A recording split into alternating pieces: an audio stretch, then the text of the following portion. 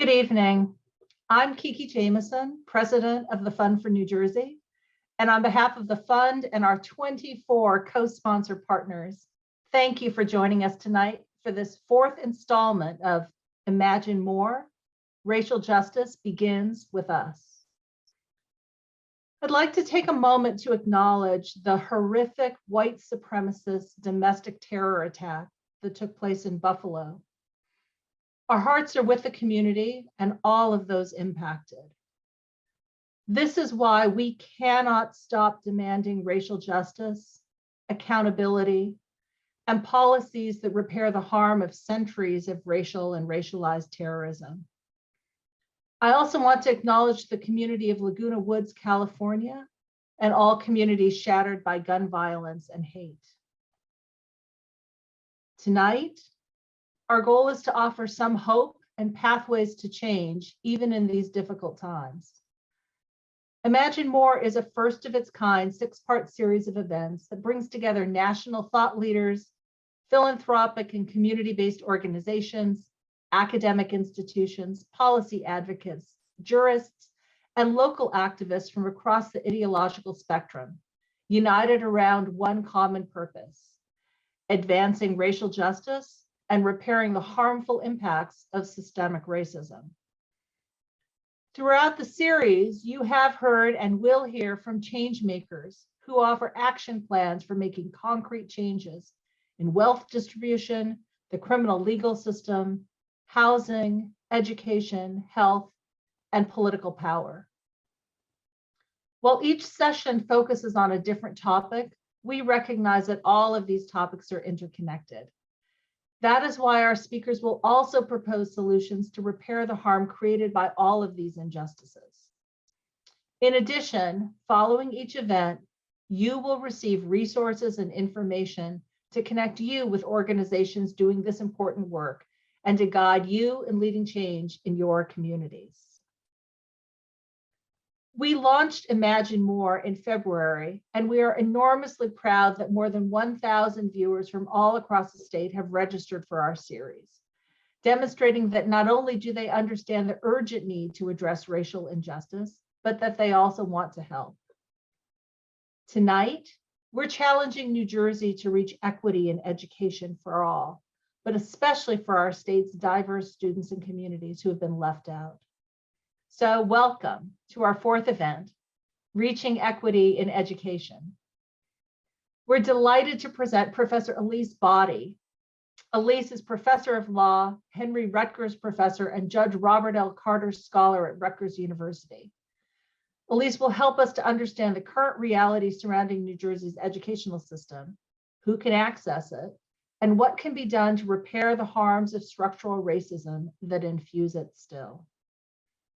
Elise will then be joined by Reverend Charles Blair, founding director of Salvation and Social Justice, and Morgan Blair, high school student and advocate. Frank Argoti Frere, the chair of Latino Action Network Foundation, will moderate an interactive discussion with tonight's speakers and will include questions from you, the audience. So now, here is Elise. Welcome. Thank you so much, Kiki, and thank you so much to the Fund for New Jersey for sponsoring this critically important event. I'm going to share my screen, so just bear with me for a second. Okay, so I'm going to be discussing school segregation, how we got here, why it matters, and what we can do. And I think it's appropriate to recognize that today is, in fact, the 68th anniversary of Brown versus Board of Education, which is the landmark Supreme Court decision that desegregated public schools across the South. First, some facts. While the state of New Jersey is actually quite diverse, too many of its public schools are not. We know that approximately 300,000 children, which is just slightly under a quarter of all those enrolled in public schools, have attended classes in districts that were either 90% non-white or 90% white. And the question is, how did we get here? In the old days, schools were segregated by explicitly discriminating on the basis of a student's race. We have here on the left a picture of Ruby Bridges, who at the age of 6 years old in 1960 desegregated her public elementary school in New Orleans.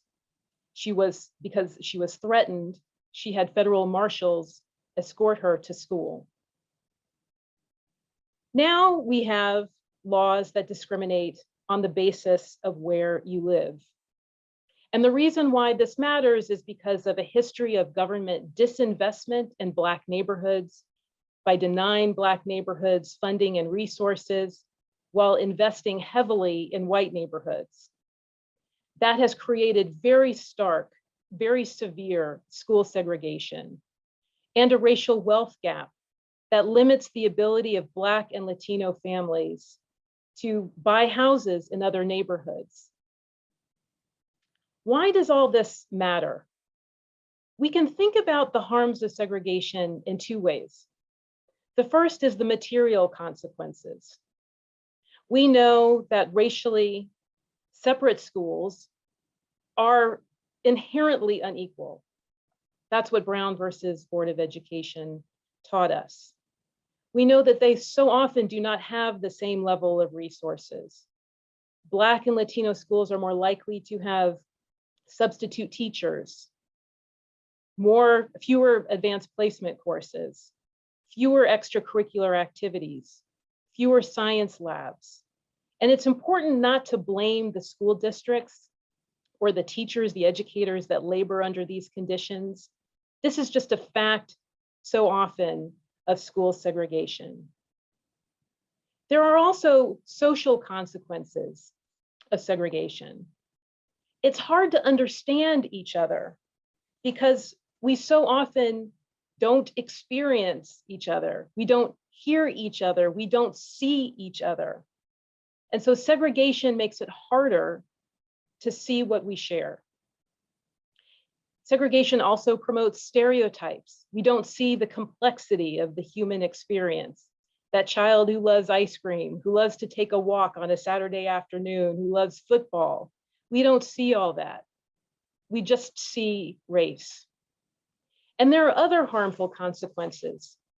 All families want the best for their children, but families who enroll in schools outside their neighborhood are often accused of stealing education because property taxes fund local schools. And this is what happened to Kelly Williams Bolar, who is the woman on the left, who was actually jailed for sending her children to a school district outside of her neighborhood school.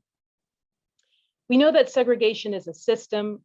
I'm not going to run through this graph in detail, but essentially the problem is that segregation reinforces racial opportunity through generations, through inadequate funding, through inadequate resources. It depresses educational opportunity. What can we do? The most important thing to understand is that we need to break the chains between schools and housing. And there are many ways to do this, but the basic principle is that we should not require students to attend school where they live. We can expand school district boundaries to include diverse neighborhoods. We can support magnet schools, which are designed to attract students outside the neighborhood. We can support organizations that are doing this work. The Inclusion Project, Salvation and Social Justice, Latino Action Network, Building One America. What can we do? Reach out to your state and local legislators, tell your friends and your neighbors, elect school boards that support racial integration, write op-eds. And finally, let's imagine a different way for public education. Let's create spaces where power is shared and where students can engage across difference and to understand different perspectives and develop empathy. And I'm going to stop there, but thank you so much for the opportunity to speak with you this evening. Thank you very much, Elise, for those important and foundational remarks. Now it's my pleasure to introduce tonight's moderator, Frank Argote-Frere, who will lead a lively discussion. Frank is the chair of the Latino Action Network Foundation, and in addition, he's also an author and a scholar of Latin American history at Kean University. Earlier in his career, Frank worked as a journalist, columnist, and congressional press secretary. Welcome, Frank. Thank you, Kiki, for that wonderful introduction. And I echo your comments reflecting on the tragedy in Buffalo. And an event like this really highlights the need for equity and desegregation in our housing and our educational system. As Elise noted, if we don't live, we need to live together and learn together rather than in these separate exclusionary zones. So it's an absolute pleasure for me to be with all of you this evening and to continue the Imagine More Racial Justice Begins With Us series and moderate this important discussion on reaching equity in education for all students of New Jersey. So without further ado, let's meet our panelists for this evening's discussion. Well, we've already met Elise Body. In her addition to her role as a professor of law, she's also the Henry Rutgers Professor and Judge Robert L. Carter Scholar at Rutgers University. Elise is a nationally recognized expert on civil rights. I know when I have a question, I often call her. She is also the founder and director of the Inclusion Project at Rutgers.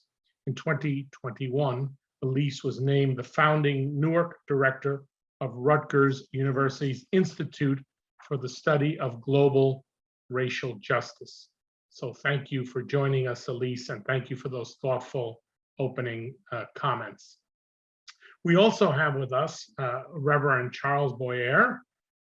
Charles is the founding director of Salvation and Social Justice, a Black faith-rooted public policy advocacy organization based in Trenton, New Jersey.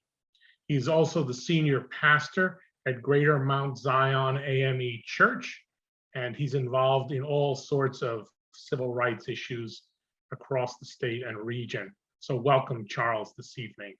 And I also want to take particular pleasure in introducing Morgan Blair.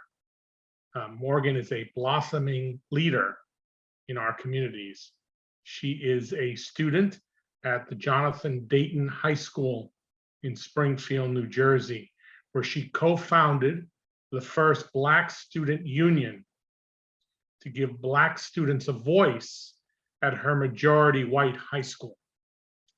Morgan also represented the state of New Jersey, I'm really proud she did, at the Junior State of America Conference in Washington, D.C., where I'm happy to say she was awarded the best speaker for the Supreme Court.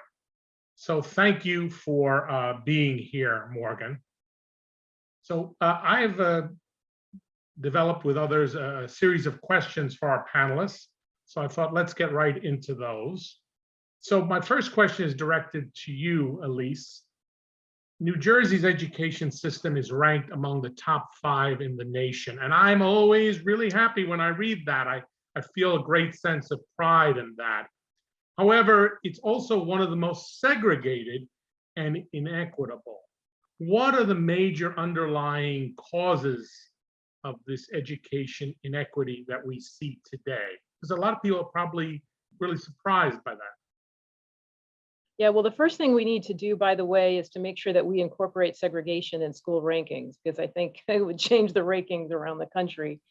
But you know, look, so much of this is about wealth disparity, and that you have predominantly white school districts that have access to more funding, that have more property wealth, which allows them to invest in their public schools in ways that Black and Latino communities often don't have. And by the way, again, the reason why I talked about the history is because the history informs why we see those wealth disparities, because of the history of disinvestment in Black and brown neighborhoods. And that disinvestment has a very long tail. It's still with us. We haven't dismantled that.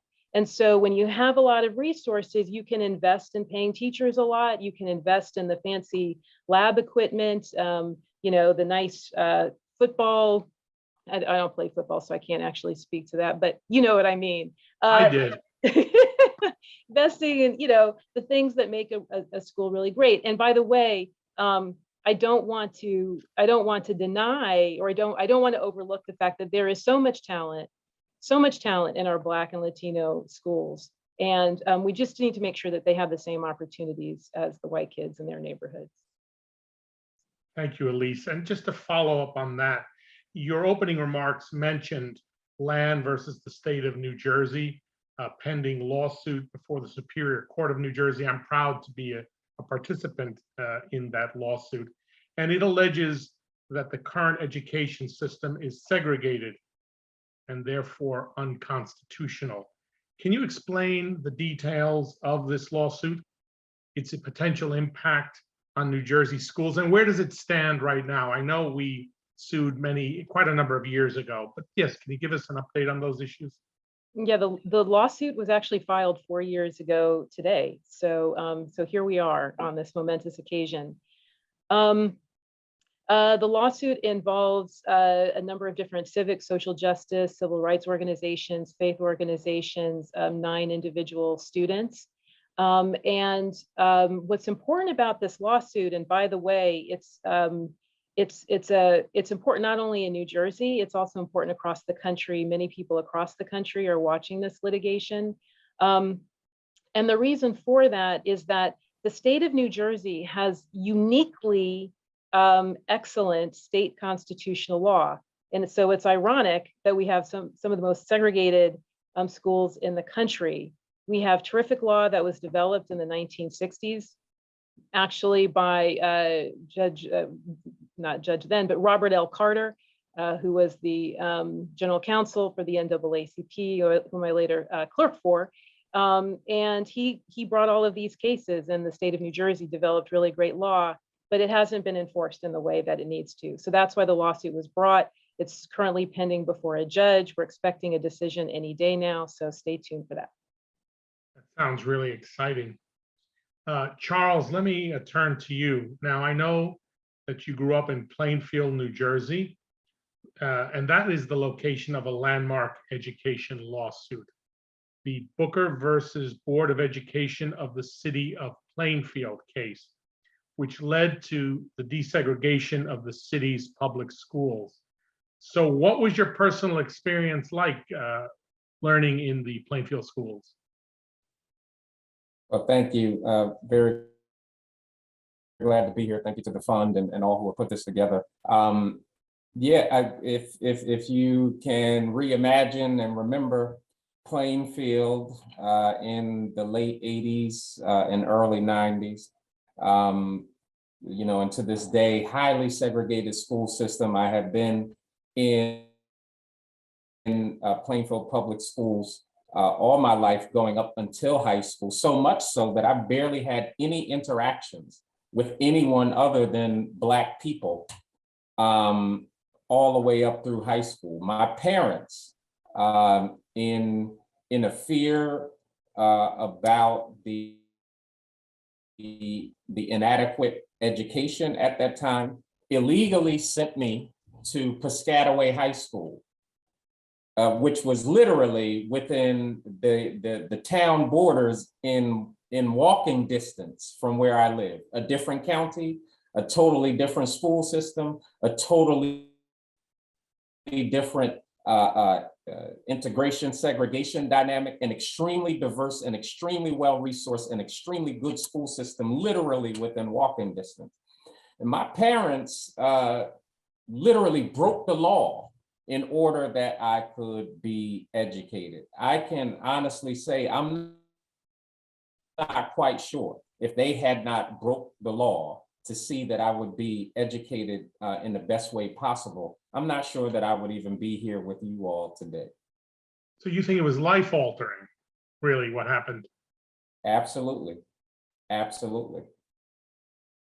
So I'll turn now to perfect segue to our current student, Morgan Blair. And so Morgan, can you tell us a little bit about what your experience has been attending New Jersey schools? Shed some light on that for us, please. My experience has been an interesting one at that. I've been questioned by my knowledge and intellect based off of any subjects ranging from English all the way to social studies. I have been culturally left out of curriculum, whether it was specifically Black History Month or it's just a normal day in history class. I've just been left out, my culture. And I've seen a lot of different attitudes, how some people will talk to my white counterpart versus me and my other classmates. Are there many African Americans or Latino students in the Springfield school you attend, Morgan? What would you say is the percentage, if you know? And at the high school roundabout, well, the whole population is 11% in the whole town so far. It just reached 11% this year. So in the school system, high school specifically, it's not that many African Americans or Latino students at school. So why is it important to you that the New Jersey schools become desegregated? Shed some light on that, please.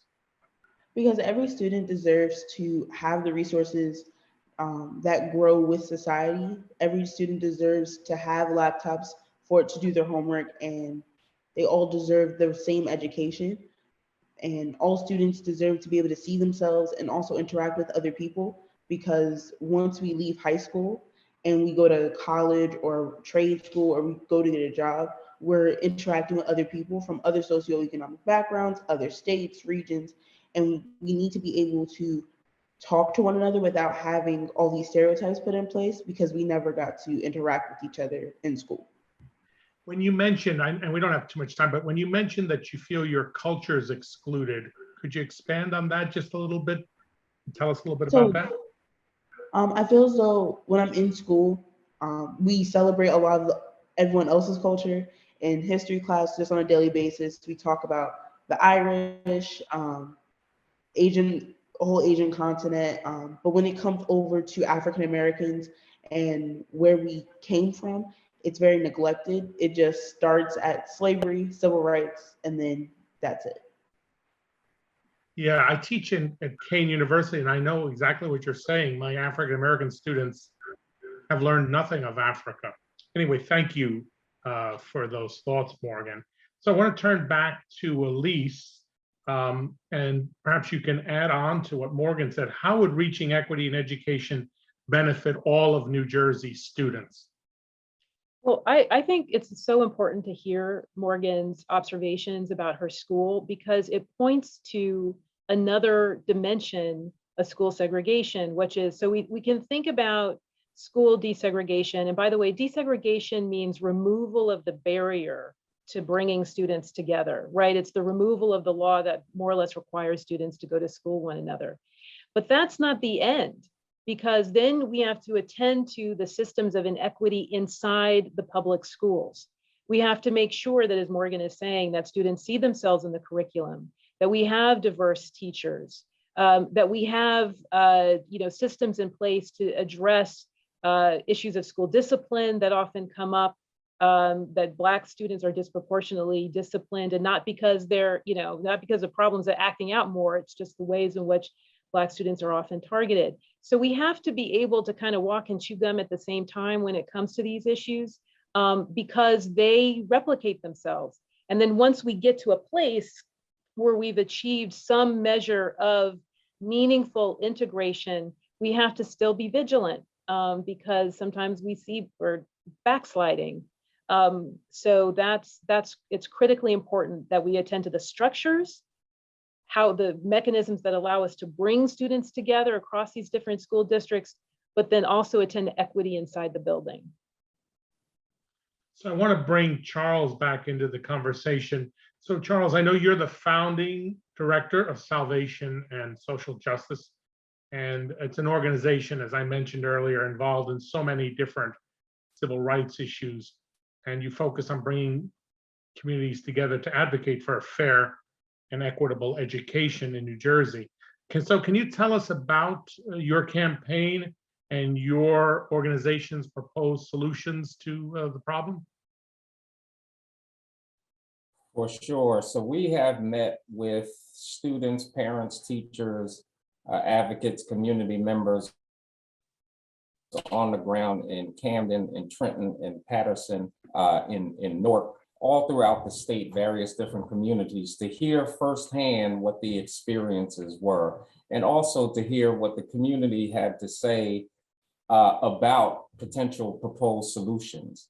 It's very interesting, much of what we heard, so much was the acknowledgement that resources follow skin color, which you know, everything from the way the buildings were, to opportunities, to the level of curriculum, to the inclusivity of curriculum, and also how majority Black students are educated by majority white teachers.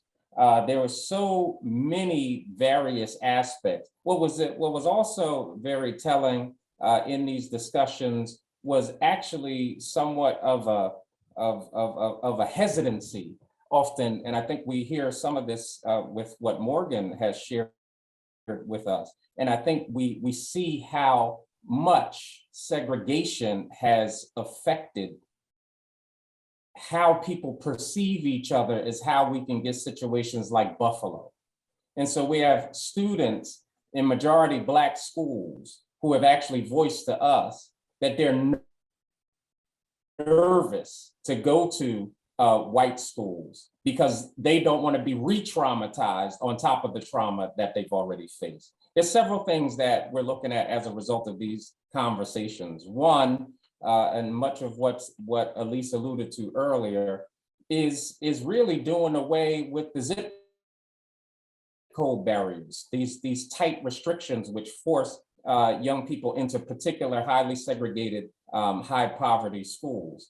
Second, we're supporting A 1984 S820, which is about a commission that works on the desegregating of schools, and that would be placed within the Department of Education. We're supportive of that. We're also pushing policies that would eliminate zero tolerance policies, as we see that within schools, and even Black children that are within more diverse schools, the way that discipline is enacted upon Black children is disproportionate and more punitive for the same infractions as they are for white students. So these are just some of the things that have come out of those conversations and that we are advocating around.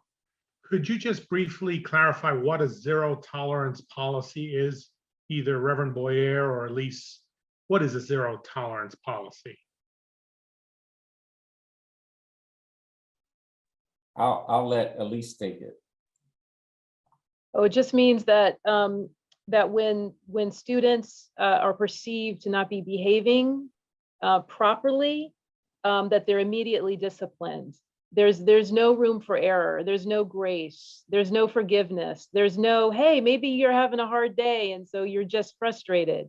It's zero tolerance. And so they go right to through the disciplinary system, rather than taking a step back and saying, let's understand this problem a little bit deeper, so that we can make sure that we're addressing all the issues that you may be facing right now. Yeah, I had done a little research on it in preparation for the panel, and I'd read that term zero tolerance dated back to the Reagan administration and the zero tolerance policy with regards to drugs and criminal offenses. All right, Morgan, I wanted to turn it back to you now. So many people are looking for tips for talking about education equity with their friends and family and their peers. How do you approach this issue when you want to talk to other young folks about it? How do you talk to them about the issue? How do you spur them into getting involved in it? I find what works best is to bring facts, but also relate it to that person. Especially if you're talking to somebody that you know, like your friends or your family. But my friends, or most of my classmates, most of my classmates are white. So explaining it to them is explaining to it, using it from an angle of, since the majority is Jewish, like, if you're being segregated or your education is being differentiated because you're Jewish, that's how I feel because I'm Black. So sort of try to relate it to them a little bit. Because if a person isn't of color, then they're not going to know. And we can't blame them for not knowing because they don't have to experience it every day. So explaining it to them in a way that they will know. And facts, just look at your own school. Like if you're a student, look at your school and just to see like, how do you feel when you're in certain classes? Does it look different when your teacher's talking to you versus your white counterpart? Sort of bring up the conversation so that more change can be made. So Morgan, I'm wondering, what has been the reception of your white peers when you've raised this issue? Has it been supportive? Has it been they shake their head and don't understand? Tell us a little bit. It's a mix. Every now and again, I'll come across somebody who is supportive and wants to help and wants to know more. But I would say 7 times out of 10, I'm coming across people that doubt it because they've never experienced it themselves. So it's a little mix of responses. Yeah, it sounds like hard work. Well, we know Yeah. you're up to it. All right, so I know that the audience is clamoring to talk to our panel, but I do have one more question I wanted to run by Charles, and it's a perfect segue, really. How can our audience members get involved in your campaign, our campaign, and other advocacy to help New Jersey reach equity in education for all its students? So you have somebody in the audience, they're really excited. How do they get involved? How can they help you? Well, for sure. I mean, we're at such a critical point, right? Because as an advocacy community, we are waiting with bated breath in regards to which way the court decision goes. So from a strategy standpoint, you know, what we want everyone who cares about this to be ready and activated. And so it's critically important that everyone who wants to weigh in on this gets in contact and stays connected with us. So one of the best ways you can do that is visit sandsj.org. We'll put that in the chat. That's the Salvation and Social Justice website, sandsj.org. Scroll to the bottom and click Stay Connected, and you will get all the updates that's coming from us and our team. You can also email us specifically at info@sandsj.org, info@sandsj.org in order to stay connected. And we can also connect you to further resources. You can also go to the land website, which will be put in the chat as well, in order to stay connected. I'm just going to say one thing so I can kind of highlight and take this opportunity for the audience. You know, everything that we're talking about around supporting diverse and inclusive schools, around expanding the zip code barriers, doing away with the zip code barriers, and the enforcement that goes behind these, that is very punitive and strips away valuable education from Black and Latino students.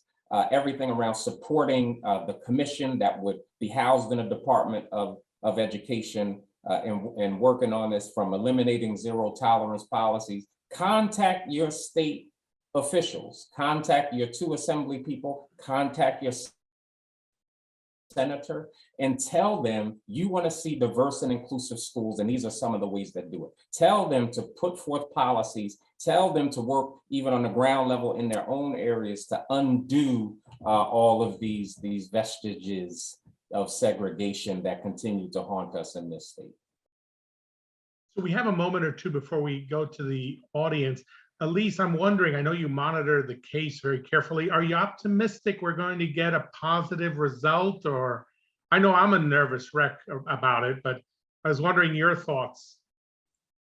I know we should get a positive result. Look, I'm not in the business of predicting what courts do because you never know, but let's put it this way. The law is on our side, the facts are on our side, justice is on our side, so we should win. And I'll leave it there. All right then, thank you, Elise. All right then, so I have some initial questions already from people who registered for this event. and they've already, when they registered, they sent some questions in. So I'll just throw these questions open to the entire panel. Now, I would like to say, and again, I thank all the panelists for their participation so far. More questions to come, as I noted. I want to remind the audience members, if you want to ask a question, access through the Q&A feature at the bottom of your screen, I think. Okay, so I throw this first question open to the entire panel. Leyland poses the following question. What is student-centered learning, and can it be a useful tool for leveling the playing field for marginalized students? All right, so who could tackle that? I'm not officially an educator, but I think what the question is getting at is how do we create equity for students inside our public schools, as I was mentioning earlier. And I see, student-centered learning as being attentive to the conditions of students, attentive to their physical well-being, their emotional well-being, to being attentive to the different ways in which students learn. We know that we have to tap into, as teachers and educators and school leadership, they have to tap into what speaks to students, what speaks to their minds, what speaks to their hearts, to know that they're valued and loved and appreciated. So that may not be the technical definition of student-centered learning, but that's how I think about it. It's funny, I almost should have asked this question of myself, because we live by this at Kane University. And, so it's really focusing, as you nicely summarized it, Elise, focusing in on not just lecturing students, but rather engaging them in dialogue and eliciting from them their thoughts and feelings, and centering the class around their perceptions, which is something that Morgan was mentioning, right, is lacking if you don't have educators who are Latino, African American, et cetera, then it's hard to focus in on those issues. When I focus in on my Latin American classes, I always have a lot of Latin American students, because they want to know about their history, and they know they didn't get that in high school or grammar school. How about you, Morgan? What for you indicates a classroom that's student-centered? What do you want to see when you have a teacher in front of you? I like when my teachers engage us in conversation that involves us. I know that in my AP class right now, we're doing our final projects, and my teacher is very open. We're talking about the court cases that are happening. We're talking about the tragedies that happened in Buffalo, New York, as well in California, because she knows that, especially one in Buffalo, impacts African Americans, and she has African American students. So she wants to make sure that we're okay. So whenever a teacher, at least in my opinion, is open to talk about these issues, then to me, it's a good classroom. It's like, we're moving in a great space to where even if you're not African American or Latino or of color, you still are open to listening to what I think, and I'm still being heard. Thanks, Morgan. So Dan poses the following question. With the current state of education in New Jersey, for many of the under-resourced communities, how can students feel confident that the state is working towards an inclusive and equitable learning environment? This is an interesting question. Who would like to tackle it? I have strong thoughts on this, but I want to moderate. And I think you should go for it, Frank. well, I mean, that's the reason for the lawsuit, the lack of confidence in the state that they're going to treat under-resourced communities fairly, and the students will be treated fairly. That's the whole purpose of the lawsuit. So I, for one, as your moderator, have little confidence in the state of New Jersey, but what do the panelists think? Yeah, I mean, I couldn't agree more, whether it's this lawsuit, whether it's Abbott, whether it's, all of the lawsuits ahead of time. listen, one of the reasons why there's so much of a fight around critical race theory really comes to the fact that we do not want the truth of how New Jersey and every other state has systemically robbed Black people of the opportunity of education, Black and Latino folks of the opportunity for education, knowing that it is a major, great equalizer. I think it's really, it's insidious, but it's ingenious, and yet it's so simple, right? The massive equalizers in American society is housing and education. And the very thing that is linked in order to deprive both is how is education based on housing, right? And think about how all those economic dynamics, and I don't have to go into it as preaching to the choir, but I think in many ways you see this intentional work that is done to relegate massive enclaves and zip codes based on poverty and race, and then subjecting the education system to that, and then devaluing the homes as a result of the performance of the schools. So it is all an attempt by the state consistently to rob people of color. Yeah, I as moderator, I sense that I could really go down a black hole here if I just continue with this. So let me move on to the audience, other audience questions, because you really summarized it so nicely. So I'm going to try to paraphrase it. Quite a lot of questions are coming in, so I'll try to get to as many of them as I can. So this comes from someone who's not identified, but there's a point about expanding the borders of the current district where they live to include a local, predominantly African-American urban district. All right, so there's some discussion in this district of merging with a predominantly African-American urban district. So the question is, there's two parts to it.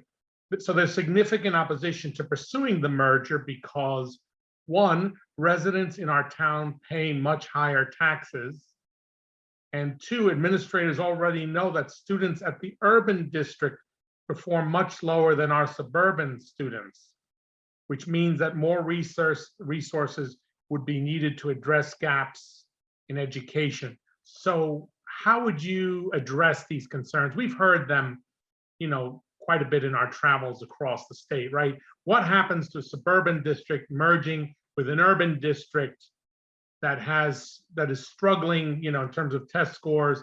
What's the impact on their taxes? Does it hurt the suburban district? That's where this question is leading. So who would like to tackle that from the panel? If I could just touch on it a little bit, I think that those concerns are incredibly valid from a standpoint, but even just looking at my town, they had those same concerns when they realized an influx of African Americans just coming in, and the test scores went up. And I think that we also need to look at why the test score is low in this urban community. Is it because of the resources that they just don't have? The lack of teachers that they might not have? What aren't they learning compared to what the students in the suburban neighborhood are learning? I know that the kids that came into my school weren't learning geometry in 9th grade. And they weren't, they were still in Algebra 1. So that's why the test scores were low when they tried to test them in geometry, because they didn't know it. So I think that what I would say to ease the concerns is just, we don't know the current situation of the inner workings of this community and where the resources are going. So I think that it might surprise the people of the suburban community once they merge. It might surprise them that, the test scores go up and the school community becomes better. Well, Morgan, I really look forward to following your career. I mean, that was so beautifully stated. Elise, I see that you wanted to add to the No, question. I just want, I want to second and third everything that Morgan said. I just want to add two different points. One of which is, look, this raises a question about what education means, right? Education is not test scores, okay? Education is about learning to live with people, to engage with people who are different, who think differently, who have different experiences. That's a stimulating educational environment, okay? And we know, by the way, we're going to talk about I didn't really focus on the harms of segregation to white students. But white students also benefit from integration, right? Many years ago, there was a case that was brought against the city of Boston. I think it was actually the first school desegregation case that was brought against the city of Boston in 1849. And one of the arguments that they made was that integration would help white students because white students are often nursed in the sentiments of caste. Just sit with that for a minute. Nursed in the sentiments of caste.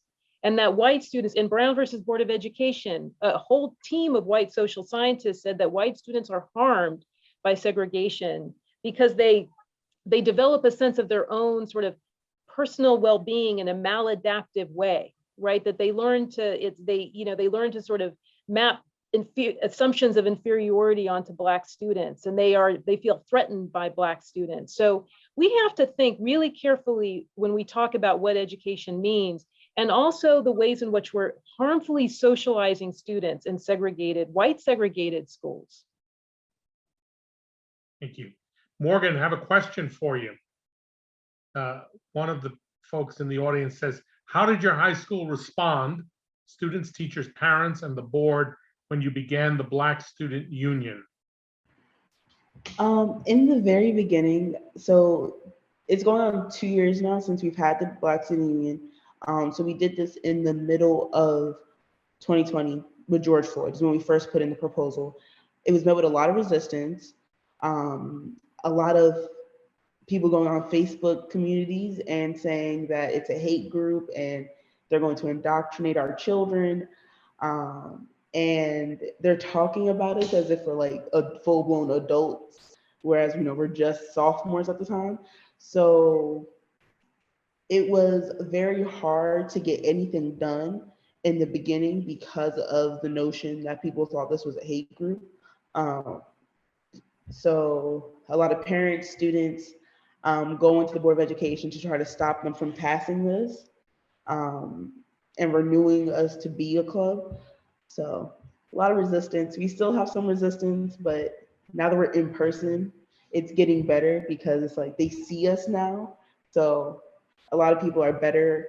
They say a lot of more things online to your face. So it's a little hopeful that we're in person now. That sounds promising. Can I just say one thing about that?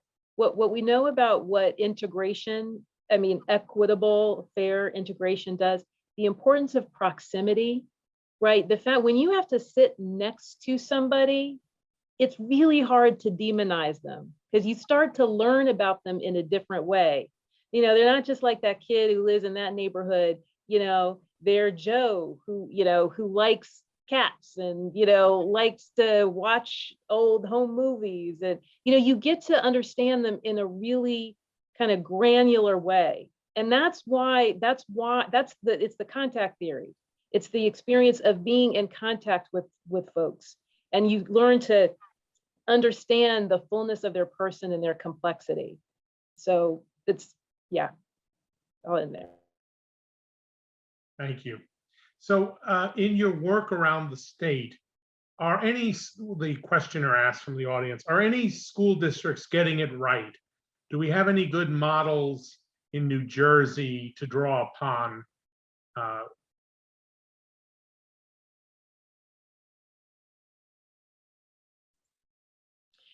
I'll say that there are some school districts that are trying to get it right. We have schools in South Orange, Maplewood, in Montclair that have struggled with these issues for a long time. And when I say struggled, I don't mean that they're necessarily failing in every respect, but they understand that this is a dynamic process.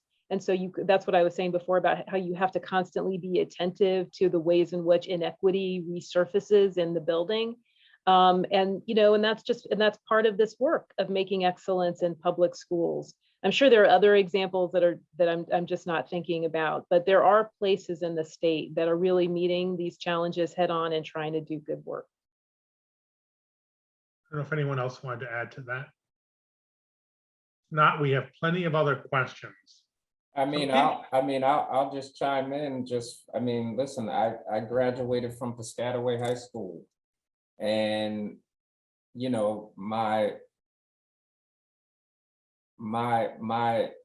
there's a lot of issues in the building. I think,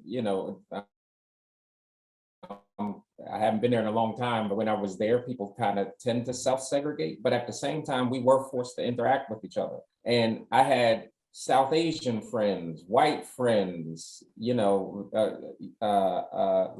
friends. I had friends across, it was a beautiful spectrum. And many of those, and I know what it did for me was allow me to be very empathetic and loving to everyone, right? And whereas it's very easy to demonize people or to be even afraid of people when you don't know people and when you don't have meaningful people.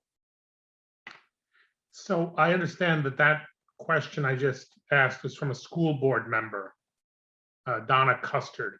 So I have another question from the audience following up on that, which is, are there any models in the country, any places in the country that are really close to getting it right?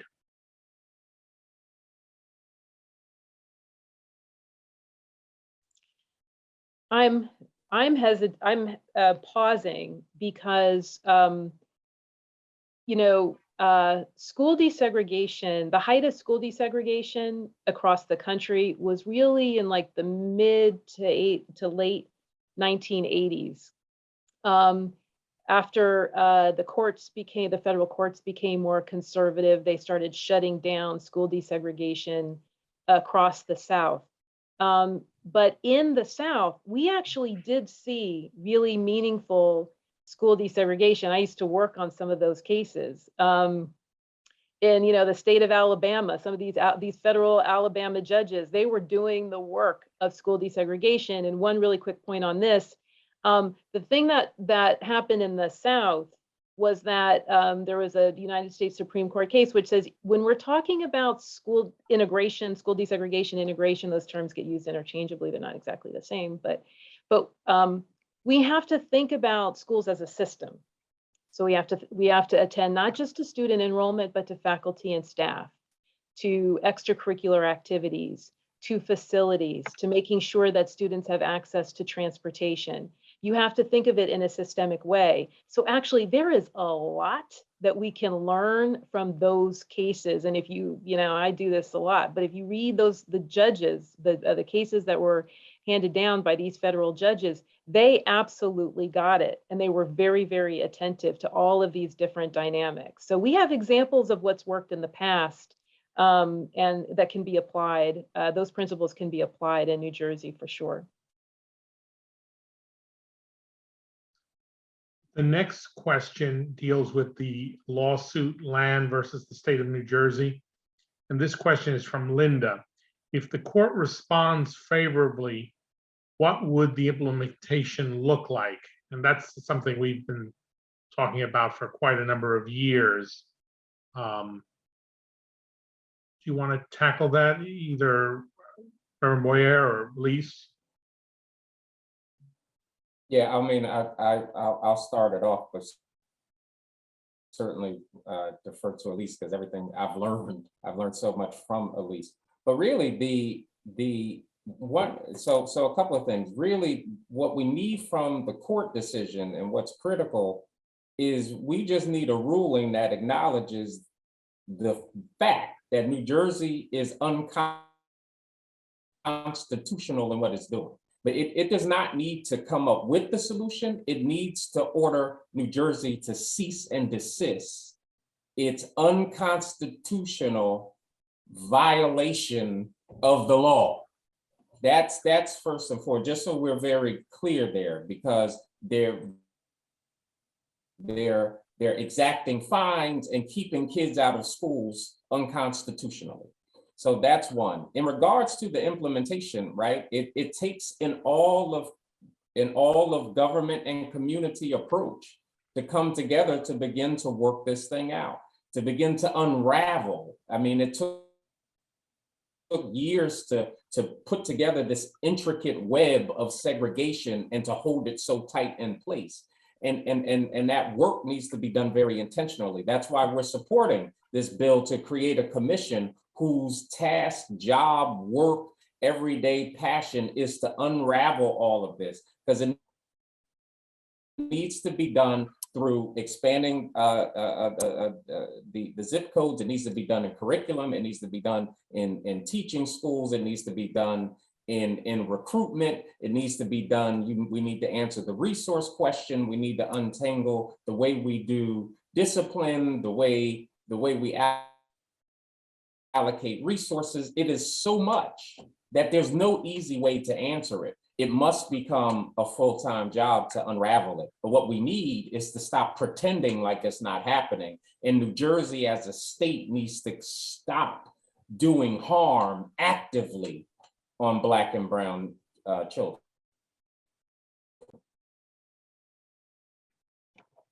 Did you want to add to that, Elise? Can't really add to that. Okay. The Reverend Doctor has it. I mean, the only other thing I'll say, and it goes back to what I said earlier, is that we know how to do this. It's been done. It was done for, decades before the Supreme Court, the United States Supreme Court started to shut down federal cases. We're in the state context. So we have a roadmap. We just have to use it. All right, the next question I jumped over, I want to return to it, was, and this is a question that has come up often when I've spoken around the state on the issue. What do you think of the ongoing opposition to charter schools when charter schools are so successful in graduating students in underserved communities and wait lists are in the hundreds of thousands? So I guess this is a question posed by someone by the name of Diana. The question, I suppose, presupposes that we're against charter schools. And so I guess, how do charter schools fit into this whole equation of desegregation? I can try to tackle that. So, the charter schools have some flexibility because they can locate outside school districts. So because they have flexibility in their location, they're potentially a tool for school desegregation. So they can be useful in that respect. I think, and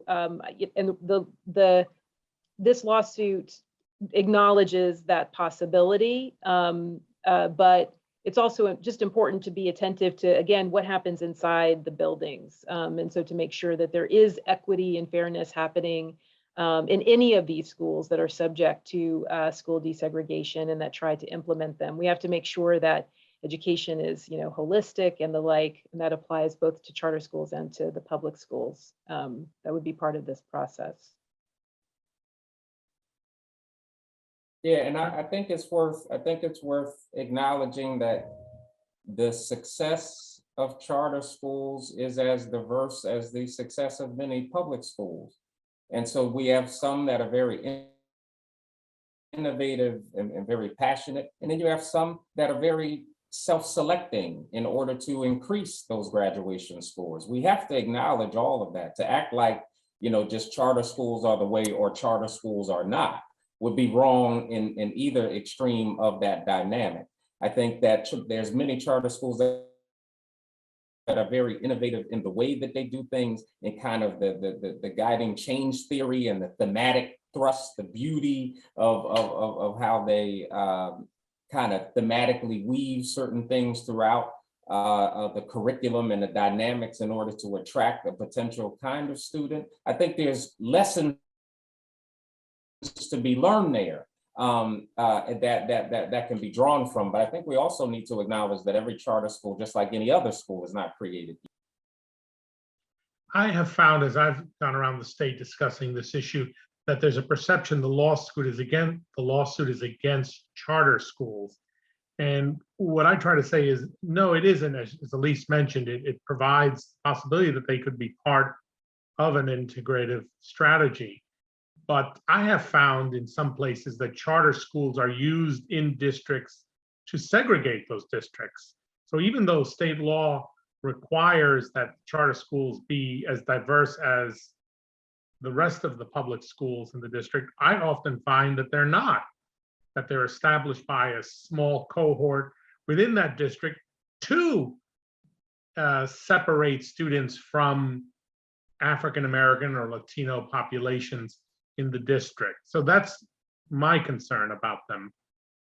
Yeah, and I mean, I think what you know, a charter school proponent might say is that may be a function of state law, that sort of charter schools, I hope I'm saying this correctly, are sort of required to you know, accept schools that live in their enrollment, you know, their catchment area. I may not have that exactly right, but yeah, I mean, I think that, you know, perhaps there is some perception that charter schools come into districts where public schools are struggling in some respect because of segregation, and they present themselves as an opportunity, but there is some tension because I think some public schools sort of, you know, feel like charter schools are draining resources from public education. Charter schools are, you know, public schools in and of themselves. I'm really referring to traditional public schools. So there are some dynamics there. I acknowledge that it can be a tricky issue, but to Reverend Boyer's point, it really sort of the proof is in the pudding and sort of how charter schools are constructed and then how they operate. You know, they can be good citizens of their district too, but it can be tricky.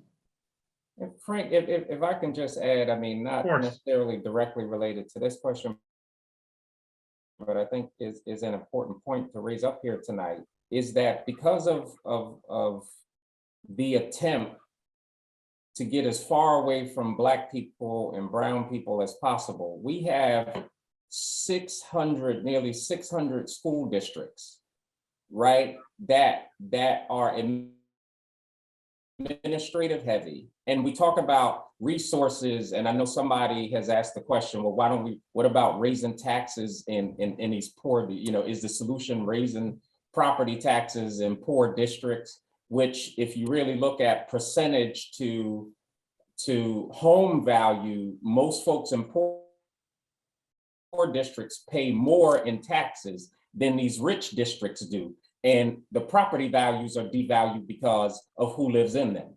And so that's a whole piece. But just to even understand what consolidation would look like, because there's a massive amount of wasted resources because of the inefficient way that we do educate, because the state and these towns are invested in segregation.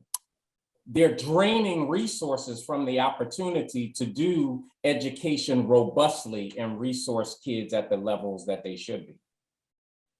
Now, that number that you cite, 600 school districts in a state the size of New Jersey, it's just wrap your head around that. So I know we only have a few minutes left. I just wanted to give the panelists, there are a few other questions, but before we conclude this audience participation segment, I wanted to ask each of the three panelists in 1 minute or so, if there's one lasting point you want to leave the audience with now, what would it be? If you could choose one point to leave the audience with. So perhaps we'll start with Elise on that. I would just say or emphasize what I said just a moment ago, which is that this is possible. We can absolutely do this because we've seen it succeed in other contexts. And I do really mean, when I say succeed, I do mean that. We have seen what school desegregation done well can accomplish.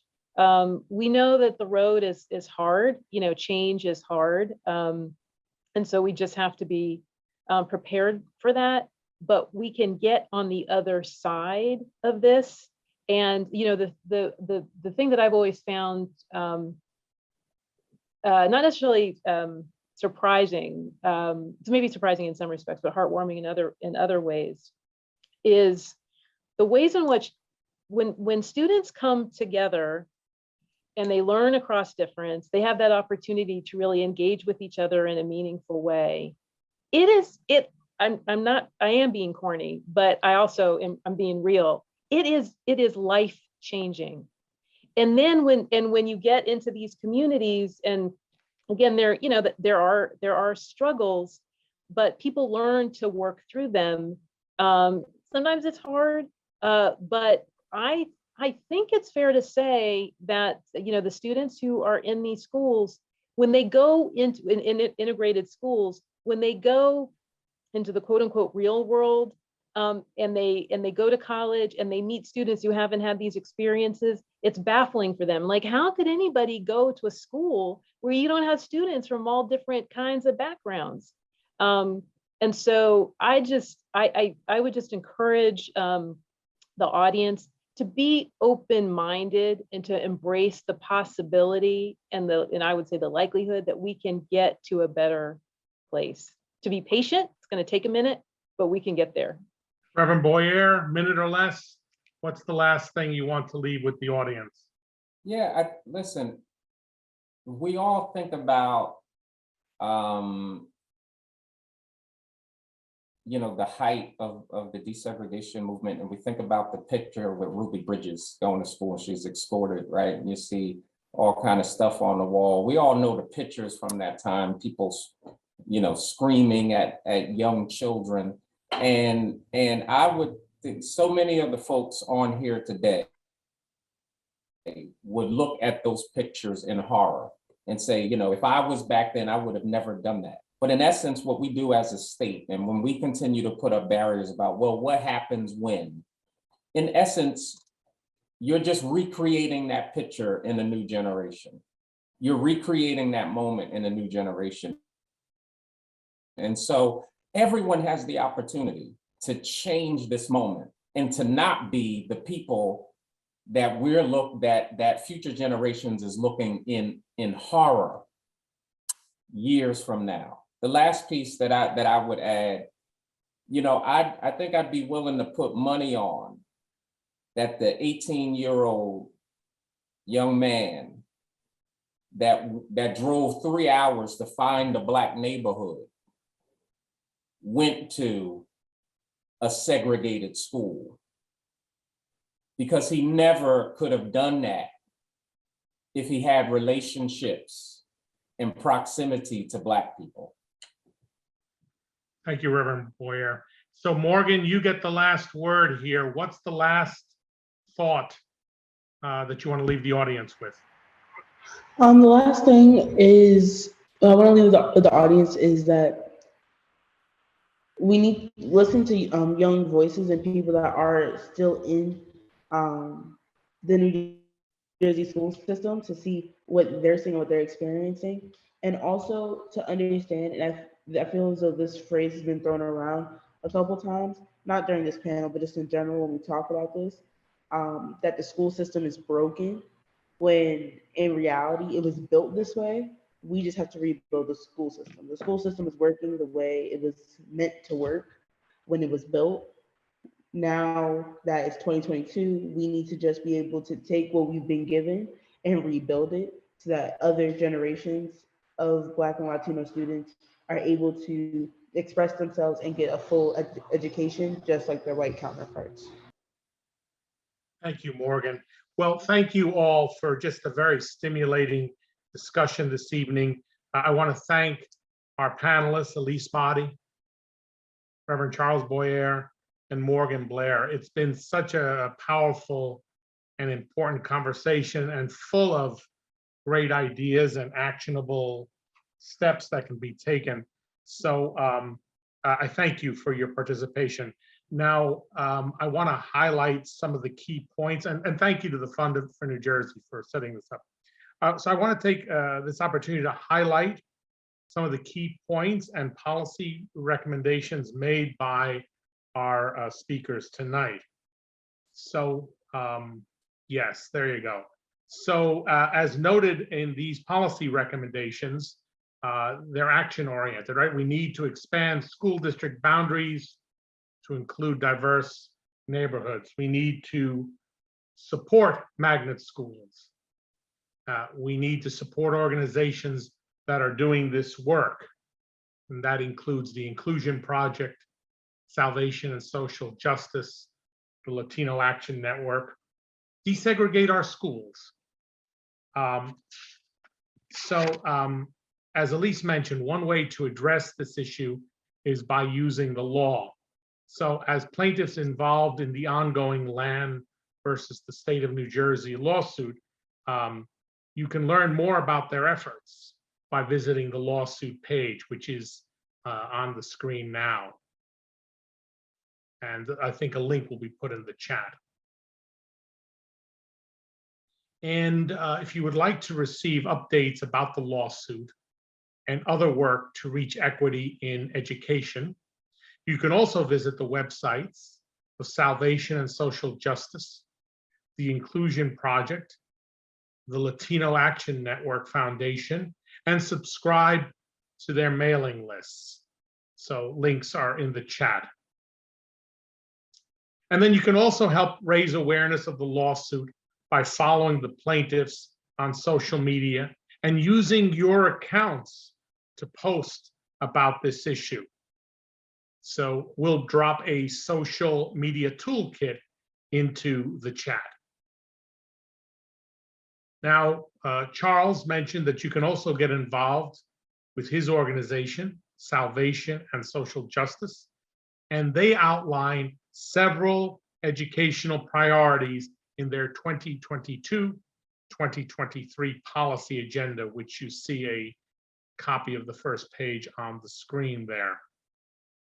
And the link to that will be in the chat as well. Also, tonight's speakers also encourage us to expand our knowledge of this subject matter by reading. And you can start with Elise's informative piece called 5 Myths About School Segregation, which was published in the Washington Post. And the headline for it there is also on the slide, and a link to be provided in the chat. So once again, I thank the panelists for taking part in this discussion. I really enjoyed it, and I hope it was of great use to the audience. And so now I'll turn it back to Kiki Jamison. Thank you, everyone. Thanks very much, Frank. One more thing that I think we can put in the chat. An organization, ProPublica, has put together a really wonderful tool that allows all of us to see how our own school system stacks up in terms of racial disparities in educational opportunities and school discipline. This is a tool that works for schools all across the country. And you can use this knowledge to start the conversation in your community and to advocate for more equitable education. That link will also be in the chat. This has been a wonderfully motivating conversation. I'd like to thank our moderator, Frank Argoti-Frere, and our panelists, Elise Body, Charles Boyer, and Morgan Blair, all of whom made the really important point that this system can be better, and we can work to make it happen. I'd also like to recognize all the fund's partners and co-sponsors, without whom this event would not be possible. I hope you enjoyed the discussion and are inspired to get involved. Early next week, you will receive an email with resources, all of which have been mentioned here today, and other ideas and links that can help you drive change in your communities. In addition, we hope that you'll join us for the next installment of Imagine More, Racial Justice Begins With Us. This next event on June 21st focuses on ensuring health for all, and you can find more information on our website, www.imaginemorenj.org. If you missed any of the previous events, Eliminating the Racial Wealth Gap and Ending Poverty, Disrupting the Criminal Justice System, and Achieving Safe and Healthy Homes for All, you can also view them on the website. Thank you so much for joining us tonight. Have a great evening.